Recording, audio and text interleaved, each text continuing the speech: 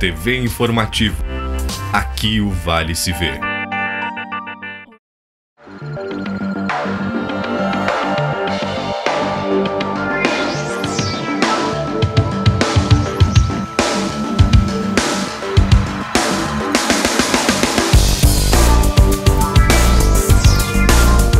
Olá, Encantado terá uma semana dedicada a quem quer empreender. Este e outros assuntos você confere a partir de agora no Redação Informativo.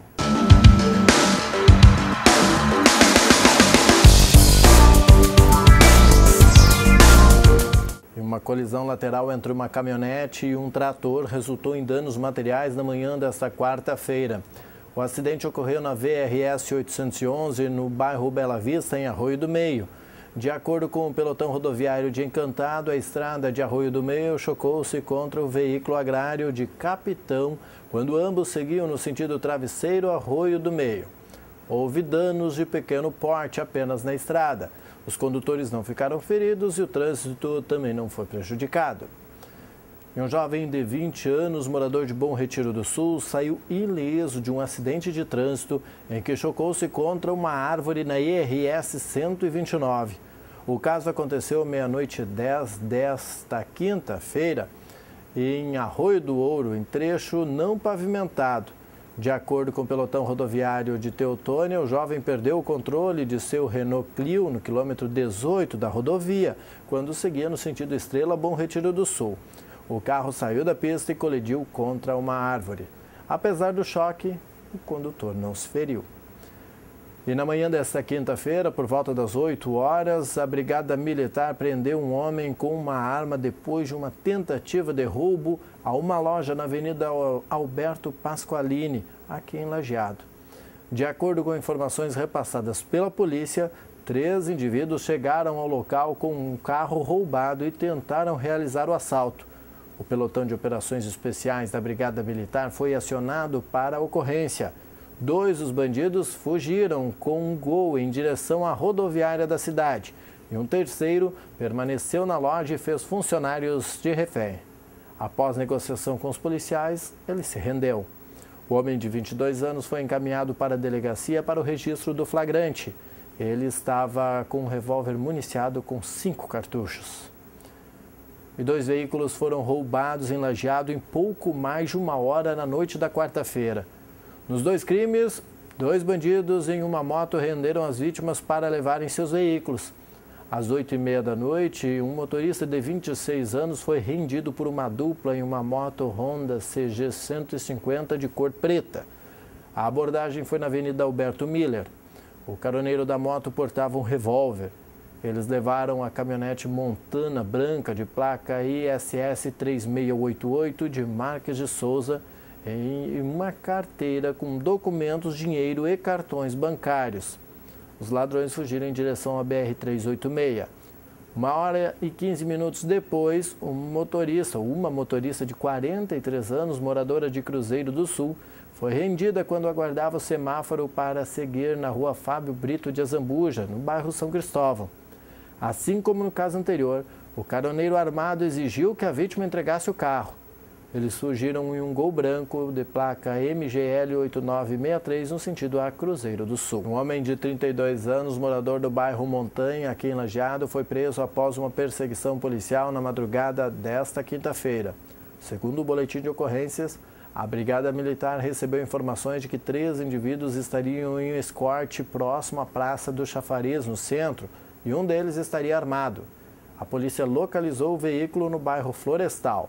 Ao ver a viatura policial, o condutor do escorte fugiu em alta velocidade. Na Avenida 7 de Setembro, um dos caroneiros começou a efetuar disparos contra a guarnição, mas a arma caiu de sua mão. Na perseguição, o carro capotou na rua Arnoldo Uri, próximo à ponte do Saraquá, no bairro Jardim do Cedro. 2 ocupantes conseguiram fugir por Matagais. Um terceiro foi detido quando saía do carro. Ele foi encaminhado para a Delegacia de Polícia de Pronto Atendimento de Lajeado, autuado em flagrante e recolhido ao presídio. Os policiais apreenderam um revólver calibre 38, 5 cartuchos e um estojo do mesmo calibre. e o motorista de 32 anos fugiu de uma abordagem do Departamento de Trânsito de Lajeado na manhã da quarta-feira na rua Carlos von Koseritz, foi no centro. De acordo com a ocorrência, o fiscal de trânsito estava fazendo a autuação para um Peugeot 206 estacionado irregularmente quando o motorista chegou ao local. O servidor solicitou a documentação do homem, mas ele entregou apenas a carteira de identidade, entrou no carro e fugiu. Em consulta, o fiscal constatou que o motorista estava com a CNH suspensa. Além disso, o veículo estava com documentação vencida e 18 infrações acumuladas sem pagamento. O valor da dívida relacionada ao veículo é de aproximadamente R$6 mil. Acompanhe agora o comentário do pastor e advogado Natanael Zanata. Eu tenho visto muitas críticas aos aumentos de impostos promovidos pelos governos estadual e federal. Eu mesmo já fiz aqui neste canal, inclusive. Então, para não ser medíocre e ficar só falando sem apontar soluções para os problemas que eu apontei, tem algumas alternativas para o governo. Como o povo reclama muito de aumento de impostos, e reclamação é ruim, eu venho aqui publicamente sugerir novos impostos. Isso mesmo, tributar coisas que ainda são isentas, para ver se melhora a imagem do Poder Executivo e a população passe a pagar sem reclamar. Eu sugiro a criação do imposto sobre nascimentos. Olha quanta criança nasce por dia, no estado inteiro. Eu não sei se tem algum país em que se faz mais criança. Então, pariu, pagou. Dinheiro no caixa. Se pode cobrar no nascimento, cobra na morte também. Quanta gente morre por dia, né? E não é só de doença. A taxa de homicídios no Brasil é bem alta. Então daria para equilibrar as contas do governo só com esse imposto aí. Acredito até que daria para zerar o déficit do IP aqui no Rio Grande do Sul só com o imposto sobre a morte. Vocês já pensaram quanto sexo se faz por aí? Já pensou quanto daria para arrecadar de imposto com as relações sexuais? Eu não estou falando de prostituição, eu estou falando de relação normal, casais, namorados e por aí vai. Cada bimbada mete dinheiro no caixa. Eu ainda não pensei na forma de fiscalizar, mas que ia ajudar nas contas, ia. Mais um, doação de sangue. Antes do cidadão terminar a doação, a enfermeira já emite um boleto ou passa o cartão de crédito. Simples demais. E dá para aproveitar ainda mais o sangue da população. Ao invés de tirar uma bolsa de sangue, tira duas. Uma vai para o banco de sangue, já se teria pago o imposto sobre ela. E a outra, a gente vende para outros estados e países. E o dinheiro arrecadado reverte para o governo.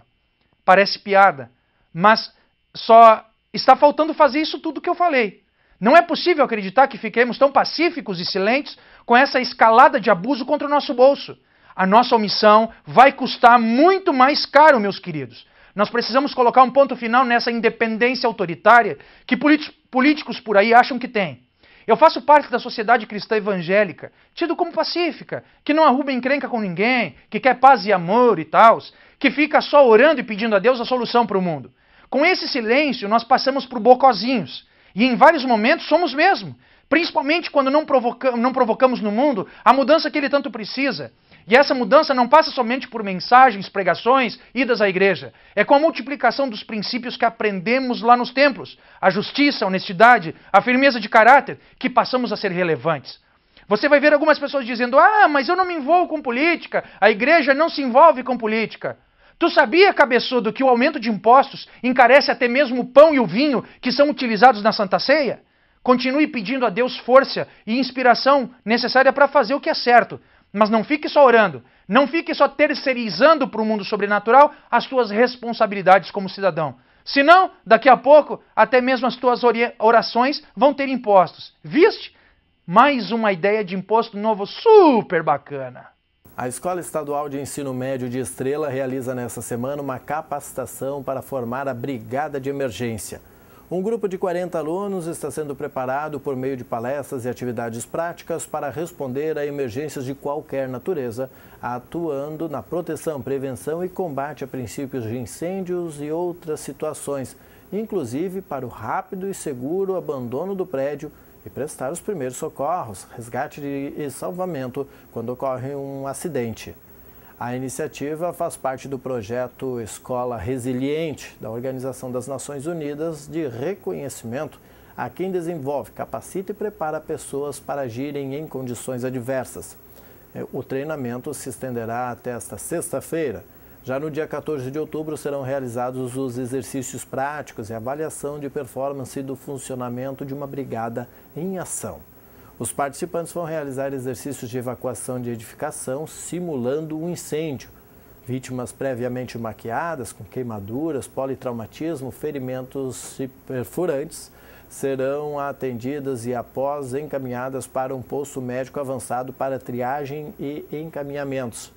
Exercícios de túnel de fogo, cabine de fumaças, práticas reais em fogo com manejo de extintores de incêndio e outras técnicas de controle serão realizados por todos os componentes.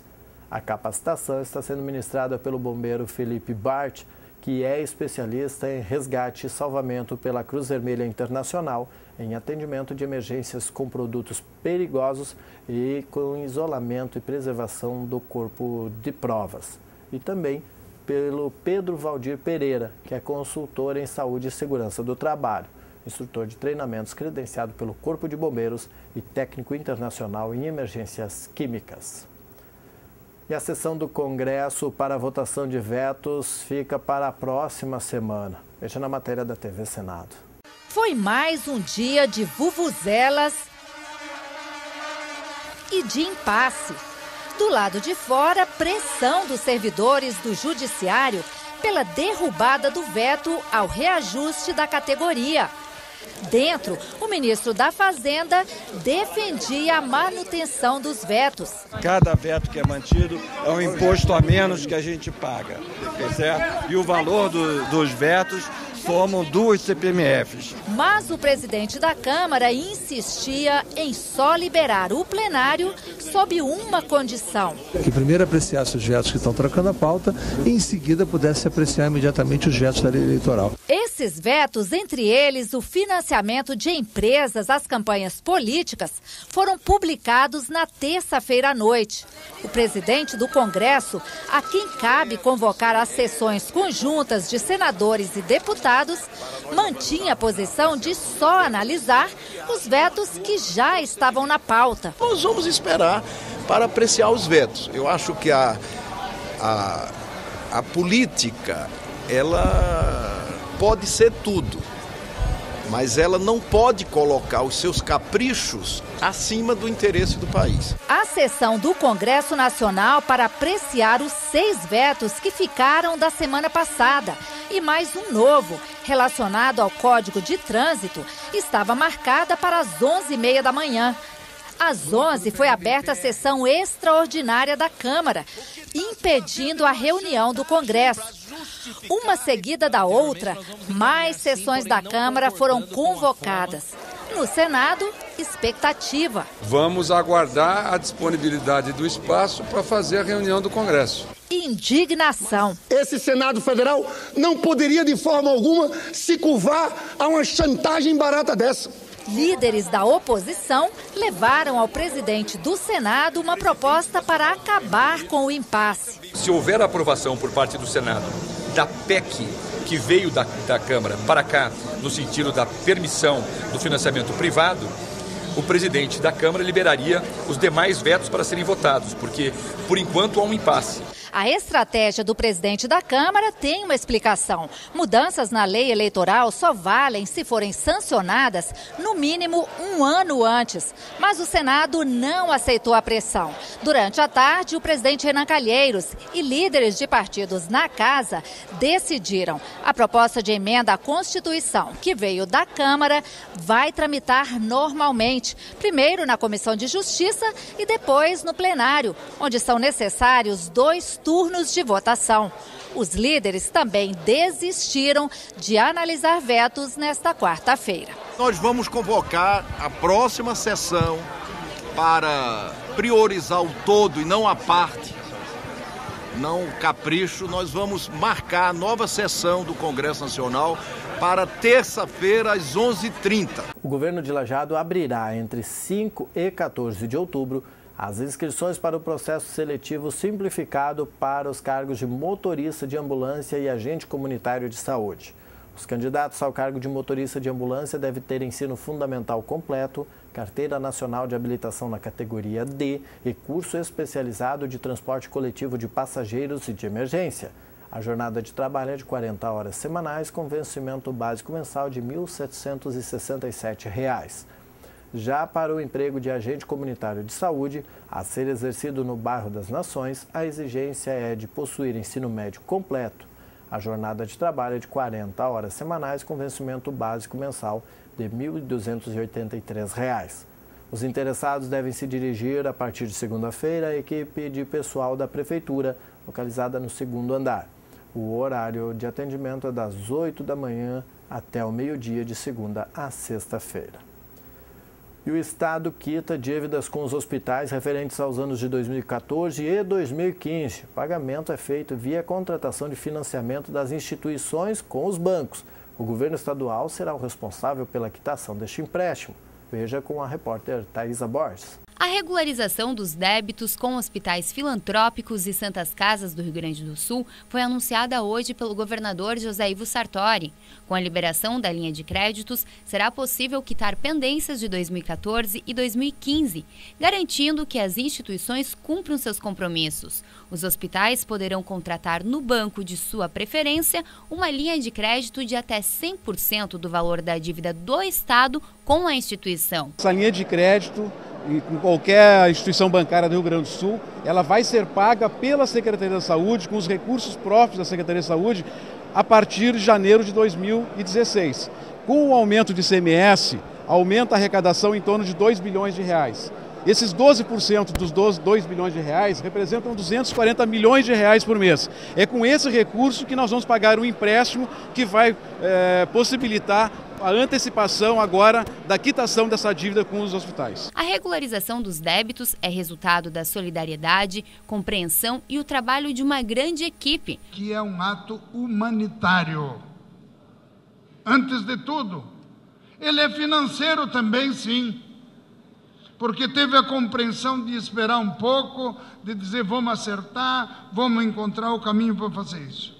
Mas eu quero dizer que tanto no setor público quanto no setor privado, não se faz gesto de humanidade de maneira amadora, emocional. Tem que ser feita com técnica, tem que ter responsabilidade, tem que ter gestão e tem que ter articulação. O pagamento deverá estar disponível a partir desta quarta-feira e serão beneficiados 185 hospitais filantrópicos. Nós entendemos como um passo importantíssimo, porque isto dá a garantia para os hospitais de fazer aquilo que nós chamamos a travessia de final do exercício. Seria muito difícil fazer essa travessia de final do exercício sem esse aporte de recursos, que depois de um extenso diálogo, mas importante, um canal aberto que se estabeleceu, em que houve a sensibilidade do governo do Estado, o nosso entendimento como federação, desta convergência absoluta, que é a manutenção do atendimento à população. 7 bairros serão contemplados com o sistema de pavimentação associativa em Lajeado.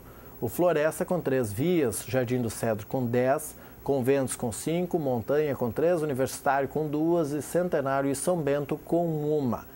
Terão as vias pavimentadas com blocos de concreto. Pelo sistema associativo, o município arca com cerca de 1/3 do custo total das pavimentações, com elaboração do projeto, preparação da via e pagamento de R$ 22,75 por metro quadrado de calçamento. Os moradores ficam responsáveis por quitar o restante.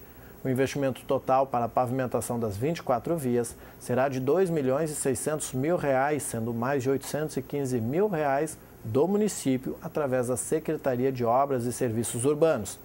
Com 10 vias a serem pavimentadas, o bairro Jardim do Cedro é o maior canteiro de obras de pavimentação pelo sistema associativo. E há vagas no mercado de trabalho para pessoas com deficiência e o Cine deve aproximar empresas e futuros funcionários. Veja com Thaisa Borges. Um exemplo de superação. Este é Robinson. Ele trabalha há 12 anos no setor administrativo de um jornal. Deficiente auditivo, conseguiu o emprego através do Cine.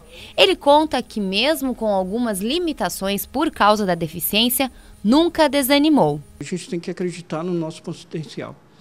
No momento que você acredita no seu potencial, que você vê que você tem essa qualidade para demonstrar, que você tem coragem acima de tudo, e que você vê que não é qualquer limitação que vai lhe fazer buscar as coisas que você deseja. E tem muita gente, assim como Robinson, à procura de um emprego. Hoje, há cerca de 1.700 vagas disponíveis no mercado de trabalho que podem ser ocupadas por pessoas com deficiência. Hoje nós poderíamos ressaltar a linha de produção, principalmente no serviço e no comércio. Seriam os 3 setores da economia mais aquecidos para a questão da empregabilidade dos portadores de deficiência. Dona Sônia foi até o Cine de Porto Alegre acompanhar os sobrinhos que estão em busca de um trabalho. A expectativa é grande. Os 2 são deficientes auditivos, né? E sempre que eles precisam de alguma ajuda, eu venho e vamos ver se a gente consegue alguma coisa. Ele estava trabalhando, mas saiu, né? Então agora está procurando para ver se entra no mercado de novo, né? E a Encantado vai sediar entre os dias 5 e 9 de outubro a 3ª Semana do Empreendedorismo. As inscrições são gratuitas e os eventos acontecem nos turnos da manhã, tarde e noite. Luciano Fontana, da Lume Centro de Educação Profissional, fala sobre o evento. E Encantado vai sediar na próxima semana, a partir da segunda-feira, dia 5, a Semana do Empreendedorismo. É a 3ª edição deste evento, que objetiva mostrar não só para os encantadenses, mas para todos que estiverem por lá, lições e cases na área do empreendedorismo, da criação, enfim, das empresas, principalmente aqui da região. Quem fala com a gente é o Luciano Fontana, que é diretor da Lume, que é o Centro de Educação Profissional. Tem sede lá em Encantado, mas também busca expansão aí, não só pela região, né, Luciano? E vai falar um pouco dessa semana, qual é o objetivo de levar para Encantado e dar continuidade à Semana do Empreendedorismo. Claro. Muito obrigado pelo espaço, Márcio. É um prazer estar aqui na TV Informativo falando um pouquinho para vocês desse evento. Esse evento, como citaste a Lume, né? A Lume é uma empresa de âmbito regional e o evento também foi feito com esse intuito de abranger toda a região do Vale do Taquari. Porque falar de empreendedorismo sempre é muito importante, né? É o momento que a gente tem de refletir, buscar informação, melhorar, né, a nossa qualidade de serviços, buscando empreender, ainda mais no momento econômico que o país está vivendo, onde muitas empresas talvez vão perder um pouco de espaço, mas eu tenho certeza que as empresas mais bem preparadas vão crescer nesse momento difícil também. A ideia do evento, então, é fomentar esse espírito empreendedor, né, de passar pelos desafios, né, olhar o cenário, qual o cenário que está acontecendo agora no país e buscar soluções para se crescer dentro da crise também. Em virtude de tudo isso, a gente foi buscando palestrantes, né, cases de empresas que já superaram esses desafios e encaixando nessa semana que vai acontecer, como você disse, a partir de segunda-feira, uma programação que se estende até a próxima sexta, dia 9. Certo. E diante desse modelo de crise que a gente está vivendo agora no país, quais foram os focos escolhidos pela organização para que o público tivesse uma variedade maior de assuntos? Então, nas edições anteriores, bem como nessa, a gente sempre trabalhou algumas áreas, né? Fomentando algumas áreas, né? A indústria, o comércio, a prestação de serviços, a área de agronegócio, turismo, que a gente vê como um potencial muito grande aqui da nossa região, né? E também, olhando o cenário que o país apresenta, né, nesse ano, a gente foi buscar alguns palestrantes que falassem um pouquinho também da questão tributária, né, de como amenizar. Muitas vezes a gente paga tributos que poderiam ser menos onerosos para a empresa e por desconhecimento a gente acaba pagando um pouco mais. E eles vêm então explicar um pouquinho isso, né? Então a palestra na segunda-feira, após a palestra de abertura, a segunda palestra de segunda-feira vai tratar muito disso, de empreendedorismo e tributos, né? E o almoço empresarial, que vai acontecer no dia 8 de outubro, na quinta-feira, também vai tratar um pouquinho sobre a questão tributária no Brasil, né? Como a gente pode amenizar um pouco isso dentro do nosso negócio. Além disso, a gente tem um destaque em outras oficinas, outras palestras, né? A programação é bem extensa, tem programação para de manhã, de tarde, de noite, mas eu destaco aqui muito a palestra de abertura. Eu gosto muito de ouvir as empresas que já existem, como elas fizeram para chegar até então, né? Até aqui, né? Com sucesso. Então a palestra de abertura é com a Dália Alimentos, é o case da cooperativa de suinicultores de Encantado, né? Através do seu presidente, o Gilberto Piscinini, vai estar falando lá hoje como começou a Dália Alimentos, o que eles fizeram, quais foram os momentos mais difíceis, como hoje eles chegaram onde estão. Então vai estar dando um feedback bem bacana, a gente pode aprender muita coisa lá com isso. E também, desde a primeira edição, a gente faz a rodada empreendedora. Como funciona isso? São 4 ou 5 empresários convidados para, durante a noite, explanarem sobre a sua empresa, a história da sua empresa, como começou, de que jeito eles começaram, né? Quantos anos eles tinham quando começaram e resolveram empreender um negócio. Isso é bem bacana porque a gente consegue enxergar também o que acontece no nosso dia a dia. Nem tudo são flores no começo, né? Às vezes a gente passa pela empresa, olha lá e diz assim, que bonita essa empresa, que legal, né? Mas a gente não faz nem ideia do que aquele empreendedor teve que, talvez, as dificuldades que ele teve, o que ele teve que abrir mão, né, para chegar até lá. Quais foram os desafios, obstáculos, enfim, o sacrifício que ele teve para construir aquela empresa que hoje tá sendo bem vista no mercado. Todas as atividades programadas para a Semana do Empreendedorismo, apenas o almoço é por adesão, né? Os demais têm ingresso gratuito? Isso, exatamente. A semana toda, com exceção do almoço. Ali, na verdade, a palestra é gratuita, é só cobrado o valor do almoço. Mas todo evento é gratuito. A pessoa pode fazer a inscrição pelo site, que é www.empreendedorismoencantado.com.br. Totalmente gratuito, tem número de vagas, nosso auditório lá comporta 500 pessoas, então tem um bom número de vagas, né? É claro que é importante as pessoas que tiverem interesse, o quanto antes fizerem a inscrição, melhor. E o evento é totalmente gratuito, a pessoa pode escolher quais palestras, quais oficinas, né, ela quiser fazer e assistir no site, ela escolhe isso, faz a inscrição, é bem tranquilo, não tem muitos dados para preencher, bem fácil. Certo. E a programação é muito extensa, a gente não consegue colocar todas as atividades aqui, mas tem atividade pela manhã, tarde e noite. Exatamente, manhã, tarde e noite, sempre focando um nicho de mercado e um público, né? Mas sempre com a ênfase no empreendedorismo, né? Em soluções para a gente trazer para o nosso dia a dia. E também daqui a pouco as pessoas vão se perguntar, mas eu tenho que ser empresário para participar, eu tenho que ser empreendedor? Não.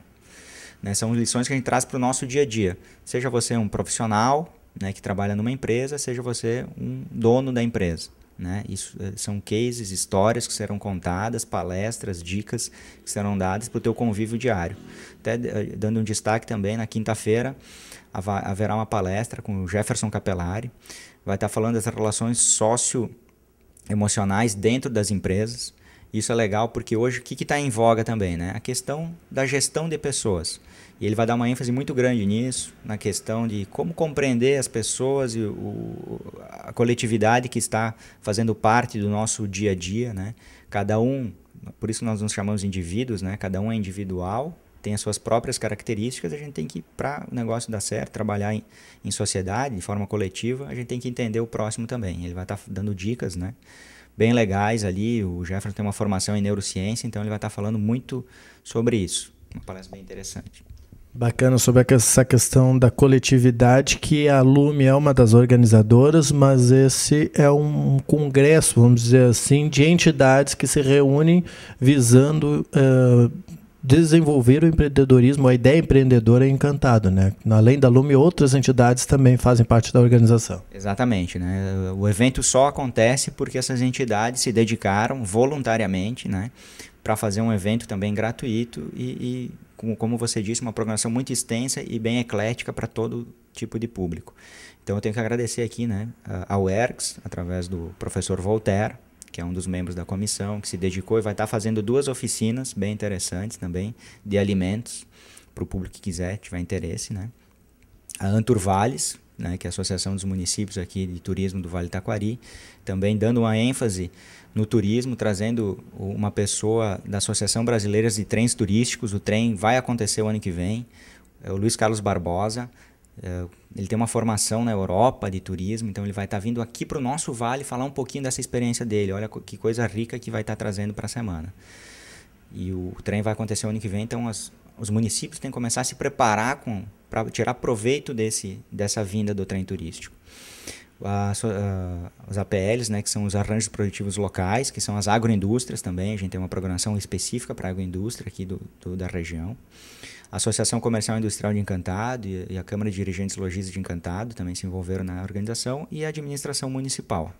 A gente agradece a todos eles, né? Porque sem a ajuda deles o evento não seria possível. As inscrições podem ser feitas pelo site www.empreendedorismoencantado.com.br. Lembrando que apenas o almoço empresarial será cobrado. As atividades acontecem nos auditórios Itália e Brasil, no CRAS, nas sedes da UERGS e da Lume e no Clube Comercial. E 3 estados vão receber o 9º dígito em números de celular a partir do dia 11 de outubro. João Pedro Neto traz as informações. Mais 3 estados vão receber em breve o 9º dígito para números de telefone celular. A partir do dia 11 de outubro, deve ser acrescentado o número 9 no momento da descagem para celulares com os DDDs 31, 32, 33, 34, 35, 37 e 38, referente ao estado de Minas Gerais, 71, 73, 74, 75 e 77 para regiões da Bahia e o 79 usado no Sergipe. Por um período de 10 dias, haverá um período de adaptação em que as ligações feitas com os 8 números originais ainda vão ser completadas. Os serviços de telefonia fixa não vão sofrer alterações. O 9º dígito para números de telefone celular já foi implementado em 14 estados do país para ajudar a garantir a disponibilidade de números na rede. De Brasília, João Pedro Neto. Atendendo a uma reivindicação levantada em reunião comunitária pelos moradores da rua São Miguel, no bairro Barra da Forqueta, a administração de Arroio do Meio executou o melhoramento da rede pluvial na localidade. Ao todo, foram instalados 206 metros de canalização no investimento superior a R$50 mil, provenientes de recursos próprios do município. O objetivo é ampliar a vazão da rede e preparar a via para a futura pavimentação comunitária. O secretário de Obras, Paulinho Volk, explica que, além do investimento em material, foram executadas mais de 170 horas máquinas e transportadas 40 cargas de material para a conclusão da obra. De acordo com o secretário de Planejamento, Henrique Meneghini, essa deficiência aflorou após a implantação do loteamento, em meados de 2010, quando novas moradias foram construídas nas proximidades, fazendo com que a drenagem existente não suprisse mais a demanda. Mais de 50 famílias serão beneficiadas com a obra que adequa o sistema de drenagem à realidade atual da localidade. Uma das beneficiadas é Ilone Haas. Após dias consecutivos de chuva, a autônoma garante que a medida solucionou o problema da rua. E o Tribunal de Contas da União libera os leilões das primeiras concessões de terminais portuários. O Estado tem interesse nessas liberações, em especial pelas operações em áreas portuárias como Estrela. Veja com João Pedro Neto. A Secretaria de Portos deve lançar em breve os editais para leilões de arrendamento de 8 áreas, 5 nos portos públicos do Pará e 3 no Porto de Santos, que é o maior porto da América Latina. As empresas vencedoras vão ter direito a explorar os terminais portuários por um período de 25 anos e os investimentos nessas áreas podem chegar a 2 bilhões e 100 milhões de reais. O anúncio da Secretaria de Portos foi feito depois que o Tribunal de Contas da União liberou os primeiros leilões de concessões de terminais portuários pela modalidade outorga onerosa, em que o vencedor da licitação paga ao poder público pela concessão. De Brasília, João Pedro Neto. A Secretaria da Saúde comunica e convida a comunidade de Três Saltos Alto a participar na próxima quarta-feira do encontro do projeto Saúde em Movimento em Travesseiro. O encontro será a partir das 14h no Salão da Comunidade e estarão presentes a psicóloga, dentista, assistente social, a extensionista da Emater, a enfermagem e agente de saúde da comunidade. E as ações de estímulo às novas ideias aumentam a competitividade brasileira em setores diferentes da economia. Veja na reportagem de Carolina Rocha, na NBR.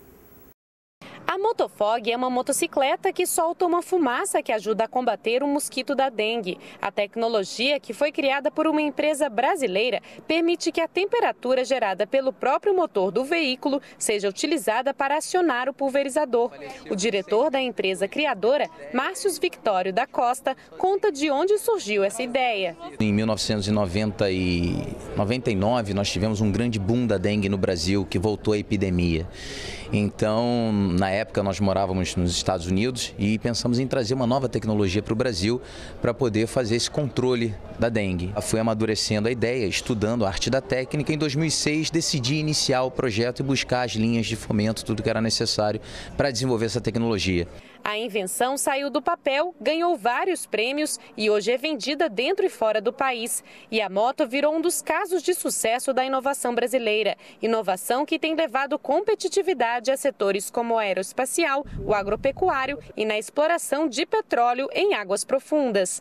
Durante o lançamento de um estudo sobre a inovação na América Latina, o ministro da Ciência e Tecnologia, Aldo Rebelo, falou das principais ações do governo federal para estimular as novas ideias nas empresas. Tem buscado ampliar os recursos para a inovação, atrair empresas, ou seja, o setor privado para inovar. Temos tido sucesso. Nós estamos concluindo o inventário nacional de obstáculos legais, constitucionais, infraconstitucionais, dos órgãos de regulamentação, dos órgãos que autorizam procedimentos de importação, exportação, tudo aquilo que dificulta a pesquisa, a ciência e a inovação, para buscar remover e agilizar. Com os objetivos de modernizar a propriedade, melhorar o acesso e proporcionar o bem-estar animal, a família Kiefer, de linha 32, executou trilhos de concreto que fazem a ligação entre a sala de ordenha, freestyle, bebedouros e pastagem. Segundo o jovem produtor Lucas, de 21 anos, o investimento é baixo se comparado aos benefícios que vão desde a limpeza do gado para a hora da ordenha, diminuição do cansaço da vaca, que nos trilhos de barro afunda e corre o risco de se machucar, a diminuição de matites, que é a doença na vaca, e o aumento da produção, considerando o ambiente seguro e confortável de circulação e estadia do animal. Os trilhos são apenas parte do investimento de mais de R$130 mil na construção do novo freestyle, com capacidade para 66 vacas. Um sistema que prioriza pelo conforto e bem-estar do animal, o espaço de 486 metros quadrados tem a base das camas composta por pneus e terra, revestido por serragem. Com produção superior a 700 litros de leite por dia e projeção de ampliação assim que se instalarem no novo freestyle, em fase de conclusão, a família conta também com um chiqueiro com 370 suínos. O número deve chegar a 600 com a construção de um novo espaço projetado para o próximo ano. O empreendimento recebeu apoio da Secretaria Municipal da Agricultura de Arroio do Meio, que executou o serviço de terraplanagem para a construção. De acordo com o secretário Paulo Reck, mais de 4 mil horas de serviços de máquina foram prestados em pequenas propriedades rurais de Arroio do Meio entre 2014 e 2015, como política pública de incentivo aos pequenos produtores. A segunda partida pela Copa RS de rugby para os Centauros ocorrerá neste sábado a partir das 3 da tarde no campo do rugby do Parque Princesa do Vale. O adversário será a equipe do Brumers de Ivoti. Na retrospectiva do ano, o Centauros tem 2 vitórias contra o adversário pelos jogos da primeira divisão do Campeonato Gaúcho. Pelos jogos atrasados, jogaram no último fim de semana o Farrapos de Bento Gonçalves e Valquírians de Caxias do Sul, com vitória dos caxienses por 11-5. Neste fim de semana, além do jogo em Estrela, enfrentam-se Universitários de Santa Maria e Farrapos e Valquírians versus Serra de Caxias do Sul. No domingo, o Centauros Rugby Clube reúne atletas, familiares e apoiadores para a terceira edição do Churrasco da Integração. O encontro será no ginásio do Delfinense, no distrito de Delfina, onde encontra-se o campo de treinos do clube. Além do almoço, servido por adesão ao custo de R$20, crianças dos projetos de escolinha do clube poderão se divertir com um campo inflável cedido pela Federação Gaúcha de Rugby. Mais informações de esporte você acompanha daqui a pouco no Papo de Boleiro. E veja como será essa sexta-feira com o jornalista Rodrigo Nascimento e a previsão do tempo.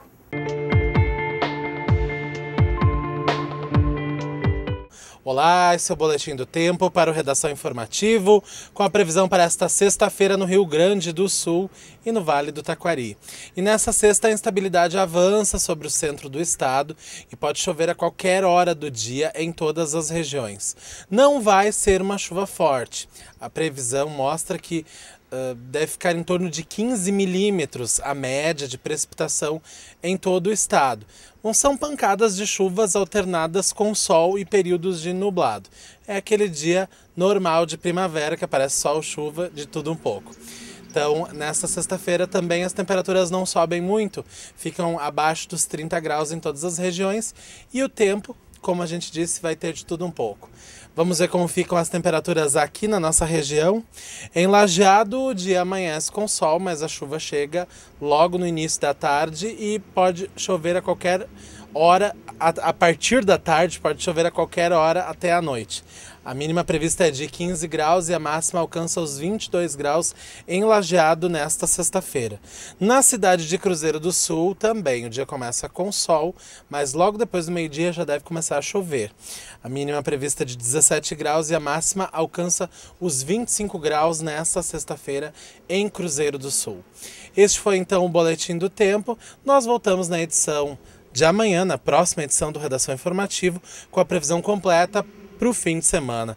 É claro, sempre na sua companhia. Até lá. Obrigado, Rodrigo.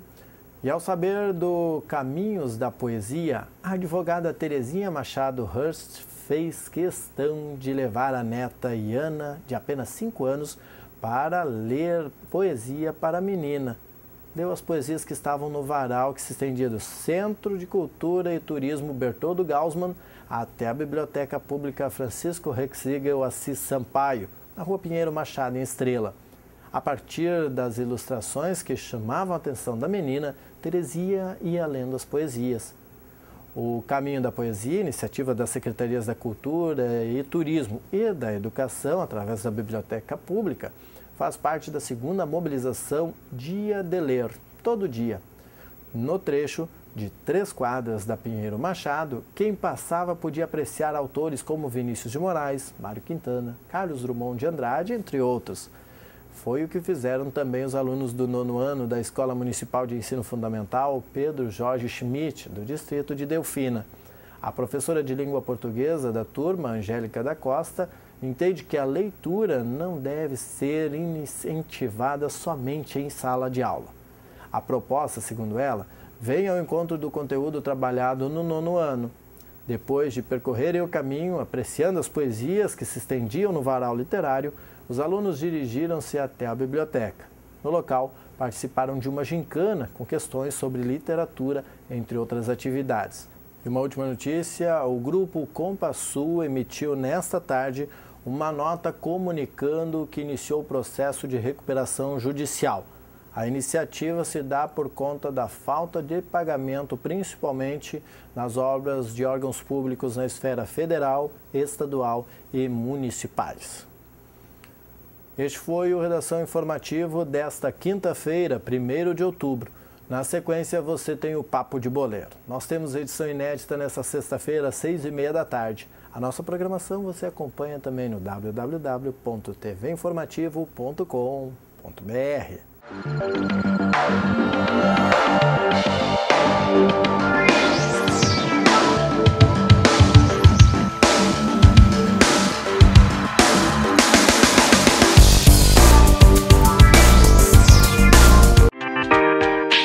TV Informativo. Aqui o Vale se vê.